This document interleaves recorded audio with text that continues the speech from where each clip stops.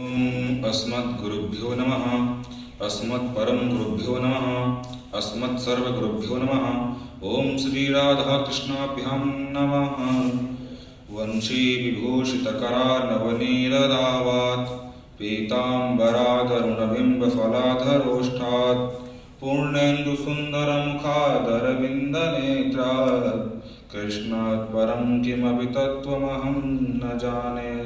नारायणं नमस्कृत्य नरं चैव नरोत्तमं देवीं सरस्वतीं व्यासं ततो जयमुदीरयेत्। मूकं करोति वाचालं पङ्गुं लङ्घयते गिरिं यत्कृपातमहं वन्दे परमानन्दमाधवम्।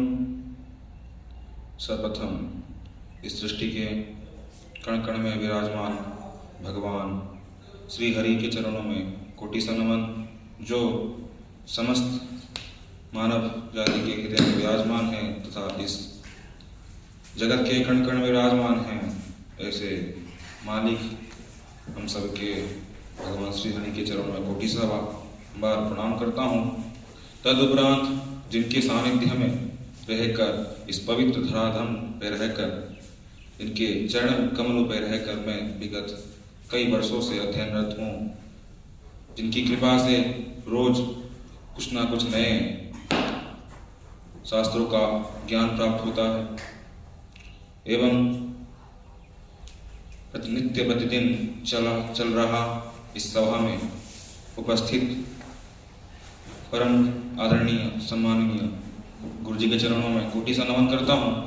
तदुपरांत मेरे बड़े भाइयों का स्वागत, अभिनंदन तथा जो भी श्रद्धालु लोग मुझे सोशल मीडिया के माध्यम से, चाहे फेसबुक हो, चाहे यूट्यूब हो, चाहे इंस्टाग्राम हो, कहीं से भी देखें, उन सबका भी स्वागत, अभिनंदन करता हूँ।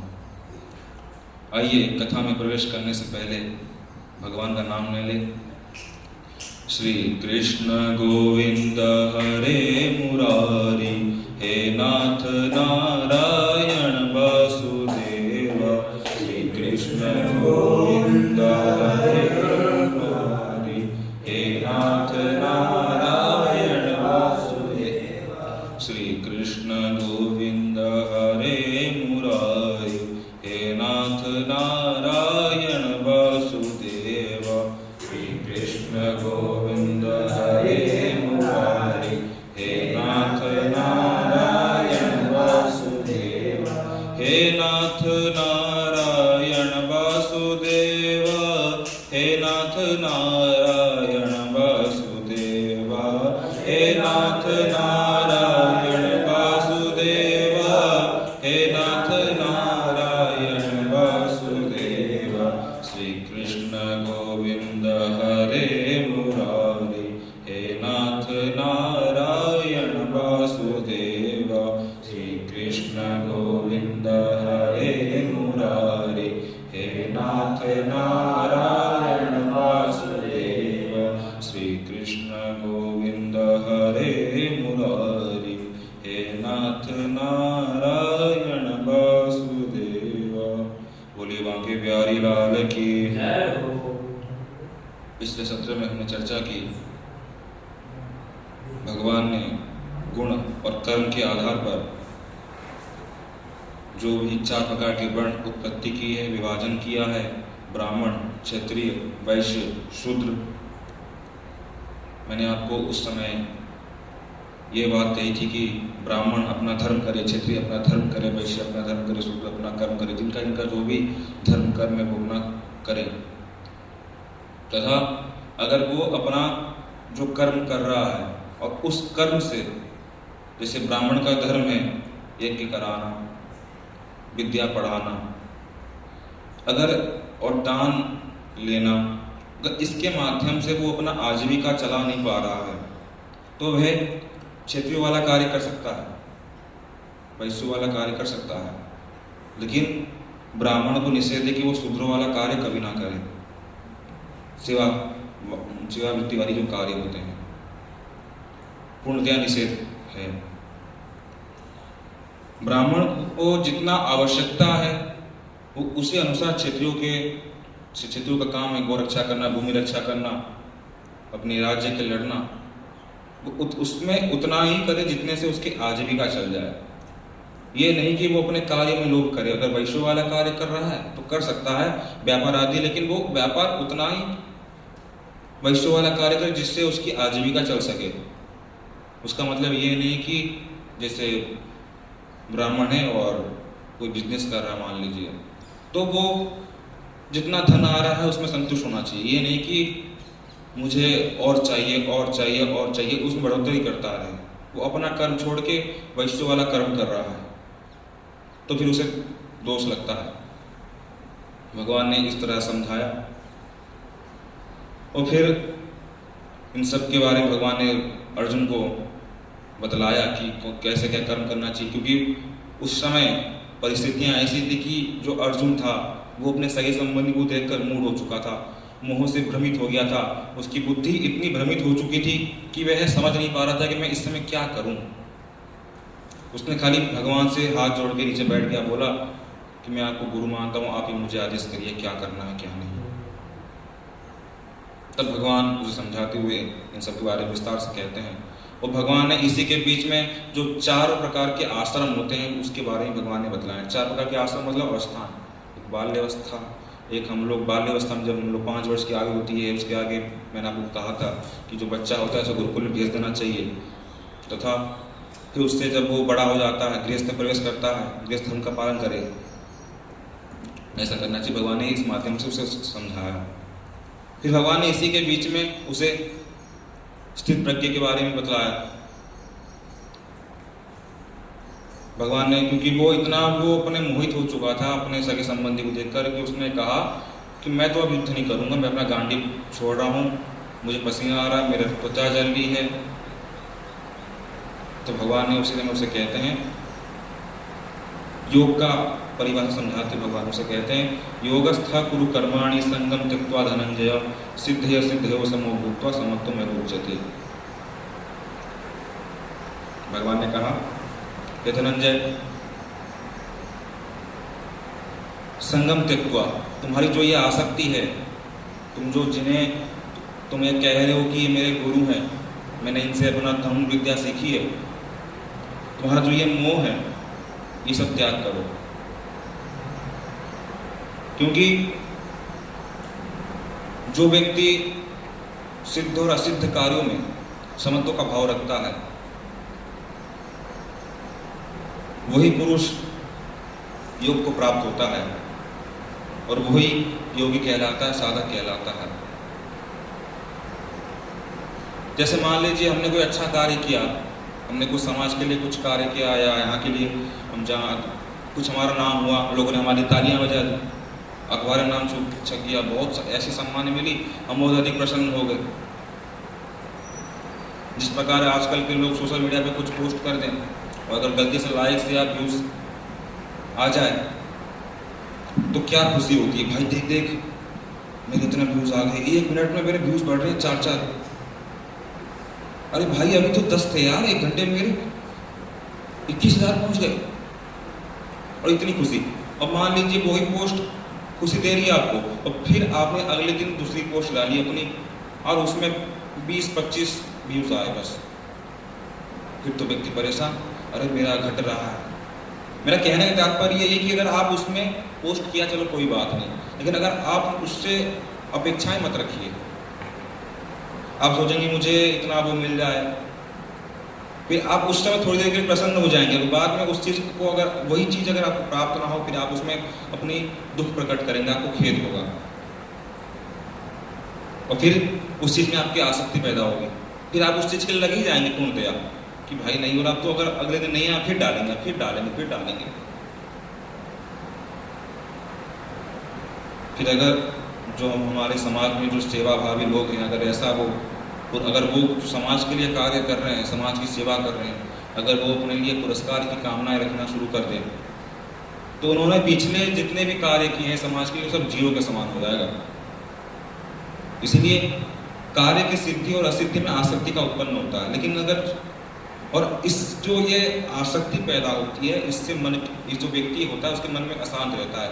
मान लीजिए जिस प्रकार माता को अपने पुत्र से प्रेम होता है, बहुत अधिक लगाव है, माता सोचती है कि मेरा बेटा मुझसे एक पल भी ना बिछड़े। जब बेटा बड़ा हो जाता है, 12-13 साल का हो जाता है, स्कूल जाता है, तो उसकी माँ भी घर पे बैठे परेशान होती है कि मेरा बेटा अभी तक स्कूल से लौटा नहीं। तो इस प्रकार का भाव मन में इतनी आसक्ति पैदा हो जाती है कि बेचैन कर देता है मन को, क्योंकि कामनाएं हमारी इतनी रहती है। अच्छा परिणाम मिलने पर व्यक्ति प्रसन्न हो जाता है और बुरा परिणाम मिलने से दुखी हो जाता है। इसीलिए योग समत्व का भाव पैदा करता है, जिसमें सिद्धि और असिद्धि समान है, और मन और बुद्धि दोनों ही शांति और असमत्व भाव प्रकट करता है। अगर हम लोग अपने मन को योग और समत्व में का भाव रखकर कोई भी कार्य करेंगे तो हमें क्या लाभ होगा?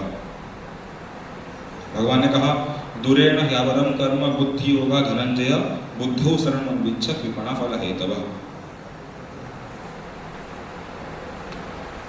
भगवान कहते हैं अपनी बुद्धि अगर तो स्थिर रखकर कार्य करेगा। अर्जुन को उपदेश समझा रहे, मैं तो आपको अपने माध्यम समझा रहा हूं।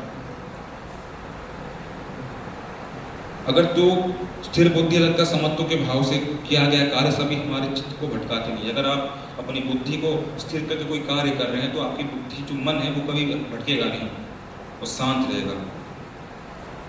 और निष्काम भाव से किया गया कार्य और अपेक्षा रखने वाले काम से बहुत श्रेष्ठ होता है। अपेक्षा रखने वाला व्यक्ति दूसरे से हमेशा दुखी अपने को प्राप्त होता है, हमेशा दुखी होता है, क्योंकि वो कभी भी खुद के बारे में चिंतन नहीं करता है। वो उस व्यक्ति के बारे में बार बार निरंतर सोचता रहता है, जिससे उसको लगाव होता है, जिस वस्तु से लगाव होता है। मान लीजिए मेरे पास कुछ मोबाइल है, मान लीजिए आप, और उस मोबाइल मेरा प्राण बसा हुआ है। कोई मैं उस मोबाइल को इतना कर मेरा मोबाइल है, बस मेरा ही मोबाइल है। अगर वो मोबाइल में किसी व्यक्ति को 1 घंटे के लिए दे दिया, वो व्यक्ति अगर ले गया मान लीजिए, तो मुझे बहुत दुख होगा। ये चोरी हो गई, बहुत दुख होगा, क्योंकि उस चीज़ को मैंने अपना मान लिया था। अगर मैं सोचता मेरा नहीं है, बस काम चलाओ है, तो फिर वो मुझे अगर चोरी होने के बावजूद ही मुझे दुख नहीं होता। इसलिए भगवान कहते हैं कि आसक्ति से किया हुआ कार्य अत्यंत दुखी प्रकट करता है, और दूसरों से अपेक्षा रखना ही हमारा दुख का सबसे बड़ा कारण बनता है मनुष्य जीवन में। बता रहा हूँ, कथा आती है कि जब प्रभु श्री राम को गंगा जी के पार कराने वाले केवट की कथा प्रसिद्ध है। एक बार श्री राम जी गंगा पार करने गए तो केवट ने उनको गंगा पार कराया। केवट जब पार कराया गंगा, वो अगर चाहता तो भगवान नाम से वो धन ले सकता था, परंतु उसने ना भगवान श्री राम से ना कोई धन मांगा, ना कोई मुद्रा ली। बस श्री राम जी के चरणों में माथा टेक कर बोला, धन्यवाद किया और बोला कि प्रभु ऐसी आवत जावत रहना हमारी नौका में। और केवट जब भगवान श्री राम उस नौका से उतरकर अपने राज्य की ओर बढ़ने लगे, तो केवट ने इसी भगवान उसके बाद केवट के बारे में चिंतन कर रहे थे, और केवट के इसी व्यवहार और बात के कारण भगवान उस केवट के बारे में सोचना शुरू कर दिए। सोचो उसका केवट का कितना बड़ा महत्व हो गया। क्योंकि जब वापस अयोध्या भगवान आ रहे थे तब भी केवट को याद करते हुए वो आए, और केवट के इसी भाव को, इसी कर्म को उसे उसका उच्च कोटि कर्म बना देता है। क्योंकि भगवान स्वयं जिसके बारे में चिंतन करे वो भक्त उच्च कोटि का हो जाता है। इसलिए निष्काम भाव से किया हुआ कार्य साधक को कर्मयोगी बना देता है। जो फल की कामना नहीं रखता तो फिर वह साधक कर्मयोगी हो जाता है। केवट को उसकी कर्म ने हमेशा के लिए उसको अमर बना दिया, और आज भी हम उसकी कथा सुनते हैं और उसकी गाथा गाते हैं। और जब हमने कर्म किया, हमने फल कर्म कर रहे हैं और उसकी फल की कामना ना रखें तो क्या होगा? भगवान ने कहा, बुद्धि युक्तो जहाति उभय सुकृत सुकृते तस्मात् योगाय युज्यस्य योगः कर्मसु कौशलम।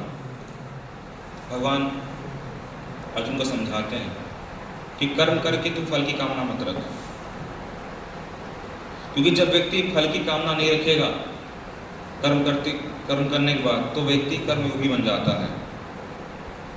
और अच्छा कार्य करने पर भी अगर वो गलती हो जाती है और बुरा काम करते भी अच्छा हो सकता है।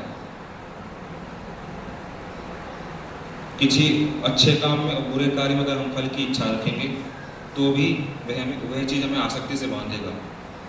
अगर हम जो भी कार्य कर रहे हैं, अच्छा या बुरा, उसी कार्य को परमात्मा का स्मरण करते हुए वो कार्य करें, तो उसका जो पाप या पुण्य जो कोई भी फल है वो हमको नहीं छुएगा, हमको स्पर्श नहीं करेगा, मुझसे दूर रहेंगे। और कर्तव्य परायण होकर जो काम करेंगे, जो व्यक्ति कर्तव्य परायण होकर कार्य कर्म करता रहेगा, फिर वह जो हमारे पुण्य और पाप के फल हैं उससे वो मुक्त हो जाएगा। अगर कर्म के फल की आसक्ति रखेंगे तो अगले जन्म में पूर्व जन्म के हमारा प्रारब्ध हो जाता है। जैसे हम लोग पिछले जन्म में हमारा कुछ कर्म किए होते हैं और फल की कामना रखते हैं, नहीं हो पाता है, मृत्यु हो जाती है, तो फिर भटकते उसी योनि में ही आना पड़ता है। फिर हम उसमें मुक्त नहीं हो पाते हैं। और अगर कर्म करने के बाद हम कर्म की जो फल है, उसका जो कर्म करने के बाद जो भी हमारी इच्छा रख रहे हैं, अगर हम लोग वो छोड़कर अपना कर्म करते हैं, भगवान क्या कहते हैं, भगवान अर्जुन को कहते हैं कि कर्मजं बुद्धियुक्ता हि फलं त्यक्त्वा मनीषिणः जन्म बंध विमुक्ता पदं गच्छन्ति नामयम्। व्यक्ति अगर किसी भी काम करने से पहले ये सोचना है कि इस काम करने से मुझे क्या मिलेगा, ये काम मैं क्यों कर रहा हूँ, इस काम को करने से मुझे क्या होगा, तो फिर इसने जो 3 प्रश्न अपने मन में पैदा किए हैं, क्या मिलेगा, क्यों कर रहा हूं और क्या लाभ होगा, फिर यह चीज उसके पुण्य और पाप से और व्यक्ति कर्म से जोड़ता है। अगर आप ये भाव रखेंगे कि इस शरीर के अंदर मैं हूं, इस भाव से व्यक्ति का शरीर से मुक्त होना संभव नहीं है। वो पुनः मृत्यु के बाद इसी योनि में, इसी मानव शरीर में भटकेगा। इसलिए कर्तव्य भाव से किया गया कार्य, कर्म व्यक्ति के मन को शांति पैदा करता है, शांति कर देता है। इसलिए प्रतिदिन हमें एक ऐसा कार्य जरूर करना चाहिए जिसमें हमें फल की इच्छा ना हो। हम किसी गरीब को कुछ दान दे दें, या कोई हमें भूखा दिख रहा है कुछ खिला दें, लेकिन उसे खिलाने के बाद या गरीब को दान देने के बाद वहां से जैसे आप लौटे तो मन में ये विचार मत कीजिएगा कि मैंने उसको दान दिया है, उसको खाना खिलाया है। अगर आपने ये सोचा तो फिर आप जुड़े ही रहें, फिर उसमें कोई वो नहीं, आप मुक्त नहीं हो पाएंगे। आप उसी के फल की उससे जुड़ते रहे, फिर आपको उसमें आसक्ति पैदा होगी। इसलिए कोई ऐसा काम जो कुशलता से आता हो, ये नहीं हो कि कुशलता किसी गलत कार्य में आप दिखाएं। इसलिए कोई अच्छे कार्य कीजिए और उसमें अपनी फल की कामना मत रखिए। तो आप अगर ऐसा ही प्रतिदिन करेंगे, आप नित्य निरंतर एक भी कर्म प्रतिदिन एक ऐसा करते हैं जिसमें आप अपना फल की कामना रखें, वो कार्य परमार्थ हेतु हो, भगवान का चिंतन करते हुए करें, और जैसे उस जगह से हटे उस चीज को आप याद ना करें, तो फिर आप मुक्त हो सकते हैं। क्योंकि अगर कर्तव्य भाव से किया गया कार्य व्यक्ति को नर से नारायण भी बना देता है। इसीलिए किसी भी काम में फल की कामना नहीं होना चाहिए। अगर वही कर्म परमार्थ हेतु हो तो व्यक्ति परमात्मा को भी प्राप्त कर सकता है, और इस जन्म मृत्यु का जो चक्कर है, बंधन है, इससे मुक्त हो सकता है। भगवान कहते हैं कि अगर यही मोह आसक्ति हम त्याग दे दें, हमारी जो बुद्धि लगा हुआ है, मोह में चिपका हुआ है, ये हमारा वो है, त्याग करें, उसका फल क्या होगा। भगवान कहते हैं यदा ते मोह कलिनम बुद्धिर व्यतितिरश्यति तदा गत्तासि निर्वेदम श्रोतव्यस्य श्रुतस्य च। जो स्थित प्रज्ञ पुरुष वाला पुरुष होता है, स्थित प्रज्ञ का मतलब भगवान ये कह रहे हैं जिसका जो कर्तव्य है, कर्म है, वो अपना कर्म करे और कर्म करते हुए फल की इच्छा ना रखे। अगर फल की इच्छा रखेगा फिर वह ये जो मोह माया के दल हैं इससे बाहर नहीं निकल पाएगा। और स्थिर प्रज्ञ वाला पुरुष मोह के दलदल से बाहर निकल जाता है, क्योंकि उसने बुद्धि को स्थिर कर लिया है परमात्मा में।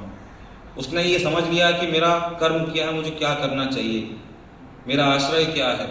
अगर वो अपना आश्रय व्यवसायिक का जो बुद्धि होती है वो ये कर ले कि मेरा बस एक ही आश्रय है उस भगवान को प्राप्त करना, तो फिर वह जो मोह आसक्ति, जिस संसार के राग द्वेष विभिन्न प्रकार के जो भी स्त्रियां, ये सब जो चीजें भी हैं, वो इसमें आसक्त नहीं होगा।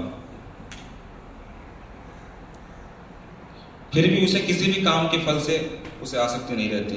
बुद्धि जब ध्येय में लग जाती है तब किसी भी छोटे मोटे आकर्षण से आकर्षित नहीं होती। अगर आपकी बुद्धि ध्येय बन जाए कि बस मुझे उस परमात्मा के लिए कार्य करना है जिसने मुझे इस मानव रूपी संसार में भेजा है, तो फिर आपको कोई छोटी मोटी चीजें कोई परेशान करेगा ही नहीं। आपको संसार की वस्तुएं अजीब लगेंगी, मतलब आपको उसमें अट्रैक्शन आएगा ही नहीं। जैसे देखिए कि सोशल मीडिया प्लेटफॉर्म पर आजकल लोग कितना समय अपना बर्बाद कर देते हैं, उन्हें ये पता ही नहीं चलता कि उसमें कितना बड़ा आकर्षण है। एक पोस्ट, इसीलिए अपनी जो चित्त है, बुद्धि है, उसे ध्येय में लगाना चाहिए। ध्येय हमारा परमात्मा पिता परम पिता हो। अगर उसमें हमारा ध्येय लग गया, मन लग गया, फिर वह हम मोह माया के चक्कर में नहीं फंसेंगे। हमें कोई छोटी मोटी वस्तु अपनी ओर आकर्षित नहीं करेगी, ना कोई मनुष्य, ना कोई। क्योंकि अगर जैसे छोटा बालक है और पढ़ रहा है, उसका कल एग्जाम है और उसी पिछले दिन उसका मैच, वर्ल्ड कप का मैच चल रहा हो, तो उसका उस टाइम ये कर्तव्य बनता है वो पढ़ाई करे। ये नहीं कि चलो थोड़ी देर आगे वर्ल्ड कप का मैच देख ले फिर पढ़ाई कर लेंगे, पेपर है। अगर वो पढ़ाई तुरंत छोड़ के फिर वर्ल्ड कप मैच देखने चला गया, फिर दोबारा वो पढ़ने नहीं बैठेगा, उसके मन में वो चीज भटकेगी।